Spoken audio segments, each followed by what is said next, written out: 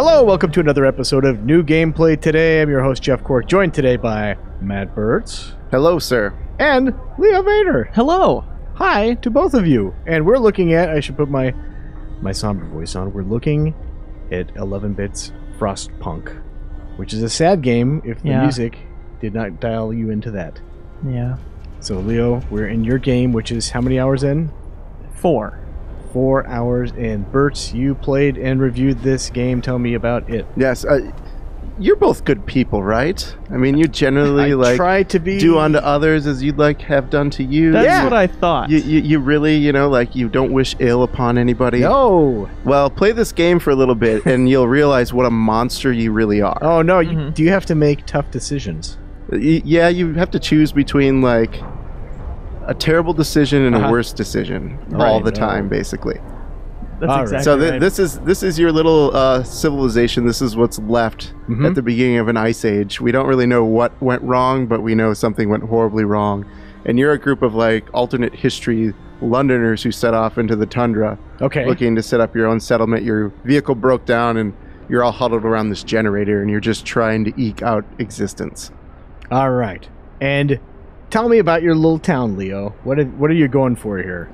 Well, I've got a big coal district over here. Now, this is kind of the center of everything. Okay, so black lung in the making, probably? That's exactly right. Okay. If you also have to manage warmth. That's very important. Okay. So you can see how warm everything else is. Mm-hmm. You want to keep your buildings warm to stave off disease. But if they get too hot, will things catch on fire? I don't think that's a risk. Okay. No, I haven't seen any fires yet. Okay, good. Right.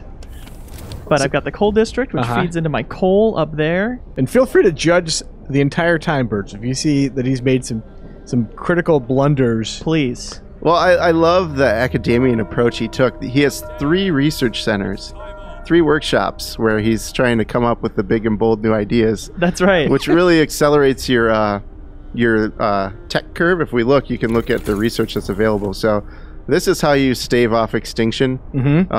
Obviously, we've been talking about the coal power. You really need to get that power upgraded because the game starts off cold, and then it gets colder, and then it gets, you got to be kidding me, cold, and then it gets like life ceases to exist cold unless you keep this thing running. Your factories and stuff will not function if it's too cold in there. Oh, no. You'll get a big error that it needs more warmth. And if you force a bunch of workers to work in those places, they get sick, and then your med bays are full. You're just constantly putting out fires in this game. Right. Trying to find a good balance between all your different elements of your economy, food and whatnot. So we can find a new structure. So what is your approach here then? Obviously you're trying to outsmart your way. That's exactly it. Okay. I'm trying to have a lot of coal to keep people warm because that's, if you have a good warmth, that's going to really help you out. Okay.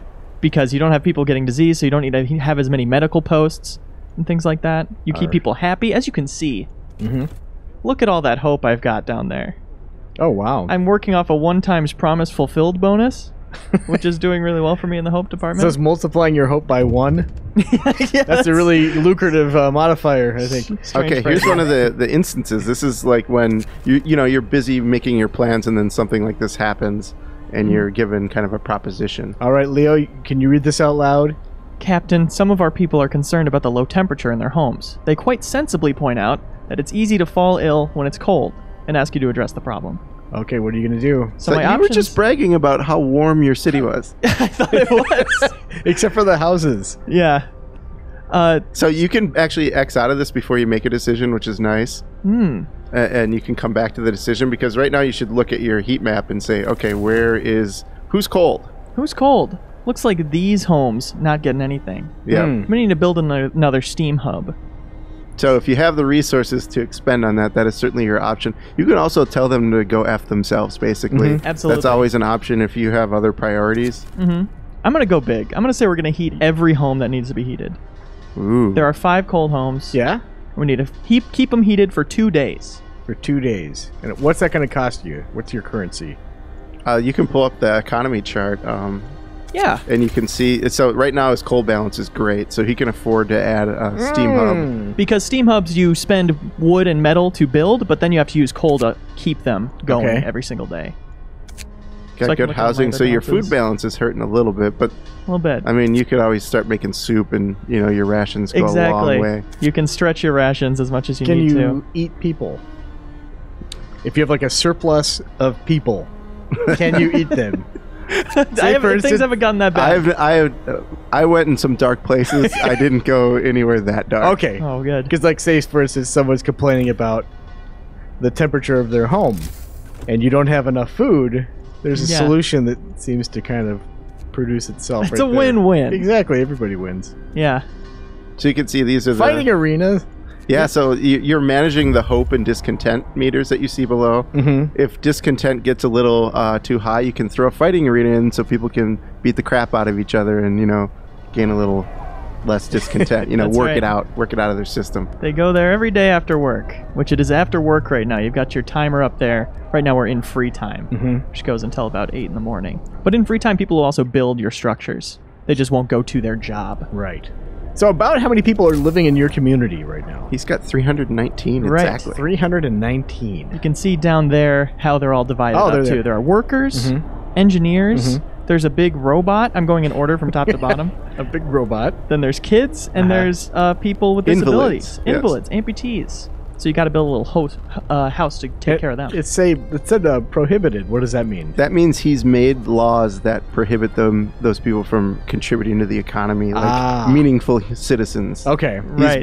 He believes in a society where children don't have to work in coal mines. Okay. That's right. You don't have to be that nice. You don't have to be that nice. Bertz. There's a law system that he can pull up, and you can kind of see the options that are available to you as the ruler of this city. Yes. I'm just going to put these down real quick, get my houses heated like I promised. Let's see, where's the other one? I think where you placed it, yeah, there's that'll 2 and then 3 probably there. work, yeah. Yeah, looks good. All right. So, the Book of Laws, I can't place any right now. You can only do one every 16 hours. But adaptation is the first one, and then later you can choose between 2. And I went through the path of faith. Yes. Interesting. The other way you can go is more totalitarian, like policing your community, having watchtowers, putting in a prison.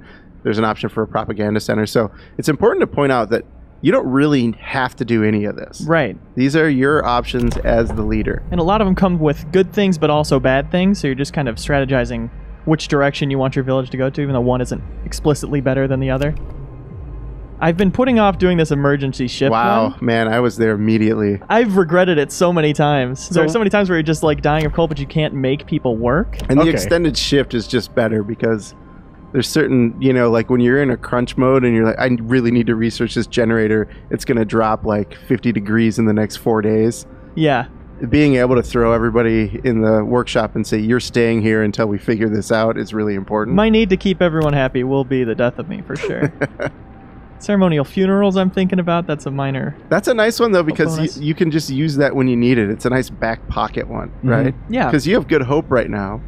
Totally. Once people start dying, and they will, Yep. being able to pull that out of the back pocket is really handy. I have good hope, and people are still contemplating leaving the city over there. That's a lot of them, too. So you must have just cleared the discontent recently? Yes. It was really bad, because that started happening as soon as I picked the path of faith. Yeah. And as soon as I did that, I needed to build 2 houses of prayer, and I didn't have any steel to do it with. So people were just unhappy for like 3 days after.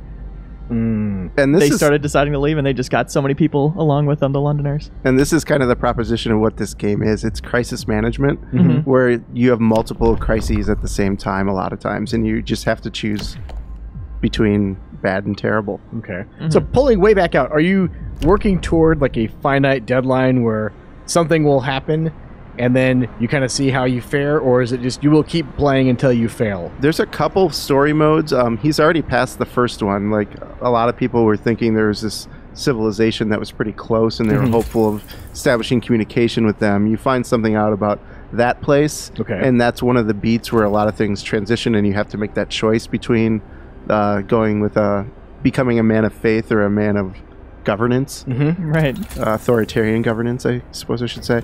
And then there's a couple more beats that happen as you explore deeper into the world that really start accelerating the demise of your civilization if you're not on top of things, and you won't be. You won't be. Something else we have going on here is our scouting parties. Okay. Which you can kind of send into this larger world. Right now, one's waiting because they just brought all those survivors back. Mm-hmm. So now I can choose where this party goes. I already have somebody exploring to the northern part, so I can look down here more. Now, some of those are critical. You'll see there's 2 of them that have kind of gears on them. Those are places where you can create outposts that they will bring back an abundance of resources every day, basically. Mm-hmm. And this one, when I found it, I had the option to get a few things and leave it open to set up a mine later, or get a ton of resources right up front, but I wouldn't be able to build an outpost ever. Which I was really debating getting the massive resources, because it was a ton of stuff, but I'm banking on making an outpost later that'll make it worth my time. They are helpful. Sometimes I did run into one bug where there was one that had the steam cores that you need to like build automatons. Yeah. And for whatever reason, the guy just wouldn't come back. And I was like, what are you doing? Come back. I think it might have been a bug, but that kind of, you know, like when something goes awry in this game, you really pay a price for it. Mm-hmm. And that was one where I was like, come on, my whole economy was going to be based around getting one of those a day. Right. You know, and then I was just stuck with, you know, whoops, I guess that was a dumb plan. Yeah, sorry, everybody. Here's one of the automatons now. Okay. We found this one and I just sent it back home to help. We could also scrap it for resources. But it basically does the job of a certain amount of workers. Mm-hmm. Every building will have workers you can assign, like so. But in this one, I just put an automaton on it. Are they fairly reliable, or do they break down? They're really reliable, and they work 24 hours a day. Ah. As opposed to workers having to sleep. Or children having to be children. Ugh. Yeah, I have some child shelters built. I decided not to make them work, but you can still have them help out with safe jobs. Okay. Like they help with engineering, and they speed that up a little bit. Yep. Or you can choose to have them help with medical things. Okay. Another problem. Food theft! Alright, what do we got here? Someone has stolen 13 food rations from the stockpiles. People are saying it was the Londoners gathering supplies for their journey. It seems this ridiculous idea of leaving for London is gaining traction. That's the people in the lower left, the Londoners. Oh, you can unleash the Bible thumpers. I've been trying to put that off this entire time. This is like the third thing that's popped up where it says you could always establish the faith keepers, and they're just like more iron-willed, like more terrifying leaders of the faith that aggressively keep the peace. Yep. And I just don't want that to be what my society is about. No, it's whatever feels right. Just do it, right? Exactly. But that was the point where like a cleric got beat up by some Londoners, and I had to be like, we'll pray for him. What can you do? Yeah. I'm not establishing those faith keepers. Don't try and make me. So right now it's minus 40 degrees Celsius. Yes. Which we can all do the conversion. Nice weather is minus 20, I believe. Yeah? That's kind of the nicest I've seen. But it gets worse and worse, and you can kind of see on the calendar here, it's going to get even worse. It's going to drop 2 more levels. Yeah, and a lot of your planning has to be around that weather, because you'll see moments where it gets a little warmer and you're like, okay, now I can focus on some of the other things that aren't heat focused. Now, could you dial into, if you were a maniac and you're like, I want to name every person in the community, can you do that? And no, they're all named. Okay. Perfect. Right. But you can click on everyone. Okay. And you can see their little routine and all that business? Yep. A lot of them are alone in this world, apparently. So she has a moderate risk of getting ill. Yep. There you go. Clarence Sheffield, very low risk of getting ill. That's basically Clarence Sheffield in a nutshell. Because he's a lazy kid sitting in daycare. Which, you exactly. know, is funny, because as parents, Cork, we know daycare, you're more likely to get ill there than in the coal mines, kidding. probably. Yeah. Right. It's a huge disease vector. But also, I have finite resources around the map. In addition to, like, this coal thumper, this will just keep going forever. But there are actual, like, coal reserves that you can build mines on, and you'll get more resources from them. Coal deposits. I have some sawmills set up over some frozen trees. But there are so many things later in the build tree, it seems like this can go on for a while. Like, eventually you're digging into the sides of the canyon to, like, get at the trees buried in the ice. It seems like there's a long end game here. Yeah. So, about this period of time, how long have you been playing this game? This is 4 hours in. 4 hours in? He's about halfway through the story. The story is about 40 days. So when you were about 4 hours in, what were some of the decisions that you were making? What did your community look like, Bertz? So I didn't have as much of a research focus. I was more into the resources. I was trying to get as many supplies as I could, because I knew it was going to get worse. So I had a lot more factories built at this point. Sure. And my food situation was probably the same or a little worse. And I had a lot of sick people, because I wasn't generating enough coal to keep it warm in the workhouses that I put really far away where the resources are. Right. And at the end of the story's conclusion, how many people did you have that were still alive? Okay, I think when the shit started to hit the fan, I had about 550, and I think I ended up with 220 when I emerged. All right, I'll take those odds. I was not. I wouldn't say I emerged victorious. I did things I'm not proud of. Like, what was it? What's the worst decision you had to make? Well, basically, my discontent was getting so bad when the crippling cold was setting in and there was no hope left. I had to make a decision about how to rise hope at the same time, you know, like destroy the dissent. I named myself Supreme Ruler, basically. Okay. Smart.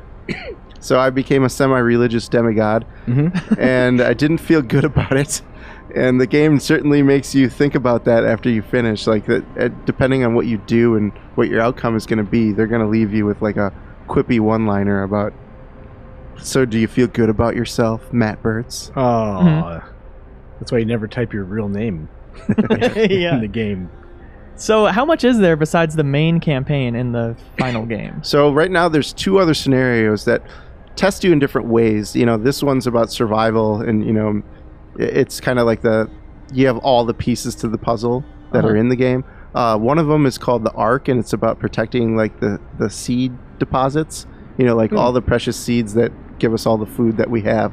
The last few are in this one little area, and you only have like 40 engineers when you go there. And you have to create an autonomous base that can basically govern itself and run itself and get enough supplies before the storm sets in. So that's one of the challenges. And the other one is about refugees. And apparently there was a city that was kind of run by really rich overlords that were dicks to everybody. And they're all fleeing, and you're setting up the outpost of refuge. Interesting. And that one becomes a lot about population control, because you just have all these people coming, and you need to clothe them and feed them and, you know, keep them warm. And it just becomes a really tough task to manage. And maybe we're not going to go help the ones that are lost out there. Right. You know, like, we need to worry about the ones that are here already. So you're facing some of those weird decisions you have to make when resources are really stretched thin. Hey, here's some good news, though. Doesn't he look like a person bringing you good news? Yeah. Yeah. Today Just when like- I entered the temple, I saw a future for us. Now I'm ready to face it. All right. Just a vacant stare. And that'll not be a hope bonus. That's just a nice thing that happened. Hey, you got your industrial hothouses. Yes, I need more food for this new influx of people my scouts just brought back. I'm wondering if they're going to open this up for like workshop support, because this War of Mine, the studio's previous game, had really good workshop support for player-created characters and campaigns. Yeah, they have a coming soon in the scenarios, so you know at least 11-bit's going to do more. Right. But I wouldn't be surprised if they'd let people get the keys to the castle and kind of do their own thing. Maybe turn up the That'd be cool. thermostat a little bit. It seems like that's a big problem with this game. Right? Yeah. Well, the nice thing, if you're struggling with any particular part of the game and it's just not clicking with you, you can customize the scenario. You can make it harder, you can make it easier based on 3 or 4 different sliders. So it is flexible enough to accommodate if you just, you know, the soul-crushing depression of this experience is just too much for you. Yeah. Right. Should very well might be. Cool. Well, this seems like a great game as we're in the thick of spring. Yes. Let's remember where we came from. We're just coming out of our own ice age. Yeah, absolutely. All right. Well, thanks for showing off the game, Leo and Matt. Our pleasure. Absolutely. And thanks for watching, everybody. Bye.